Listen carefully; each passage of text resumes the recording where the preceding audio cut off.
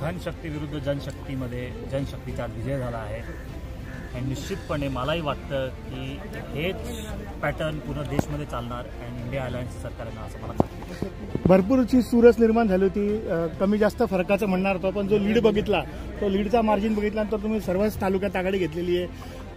जनतेने स्वतःच्या हातात निवडणूक घेतल्याचं बोललं जात होतं, काय सांगाल? सगळ्या जनतेचे काय आभार मानाल? खरं तर जनतेचा आभारच मानावा लागेल का जनतेने निवडणूक हातात घेतली। मी सुरुवातीपासून सांगत होतो उमेदवार असतो महत्त्वाचा, पण ही जी निवडणूक होती खास करून जनतेने हातात घेतली होती आणि जनतेचाच विजय झाला आहे आणि निश्चितपणे इंडिया आघाडीमध्ये पण जनतेचाच विजय होणार असं मला वाटतं। 10 वर्षाचा रेकॉर्ड तोडलेला आहे आपण, पुन्हा काँग्रेस पक्षाचे विस्मृत झाले होते ते जागरण झालेले आहे, काय सांगाल तुम्ही याच्याबद्दल? नंदुरबार लोकसभा मतदारसंघ काँग्रेसचा बालेकिल्ला राहिला होता।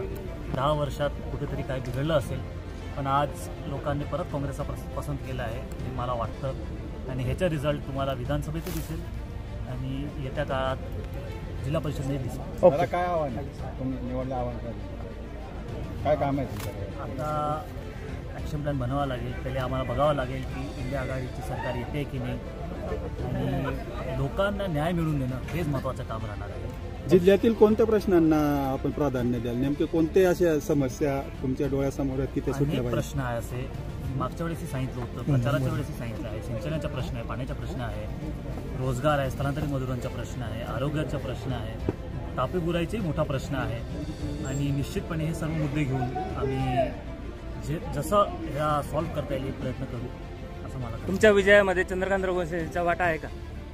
मी दुसऱ्या पक्षाचं काय बोलू शकत नाही, पण निश्चितपणे जेव्हा प्रचार करत होतो लोकांनी जो सहभाग दिला म्हणजे ते जुळत गेले, निश्चितपणे त्या सर्वांची मदत झाली आहे, आशीर्वादही भेटला आहे। कोणत्या मित्रपक्षांच्या? महाविकास आघाडीचेही होतं, संघटनाचेही होते आणि निश्चितपणे जे लोक जुळत गेले त्यांचाही फायदा आहे। ओके, महाविकास आघाडीच्या काही नेत्यांनी आपल्याला पाठिंबा दिला होता, त्यातले काही आपल्यासोबत होते आणि काही विखुरलेले होते, तर या सगळ्या विजयाबद्दल काय सांगाल तुम्ही? आज विजय झाला आहे तर महाविकास आघाडीमुळेच झाला आहे आणि महाविकास आघाडीचे सर्व नेते आमच्यासोबत होते, सुरुवातीपासून होते आणि शेवटपर्यंत राहणार।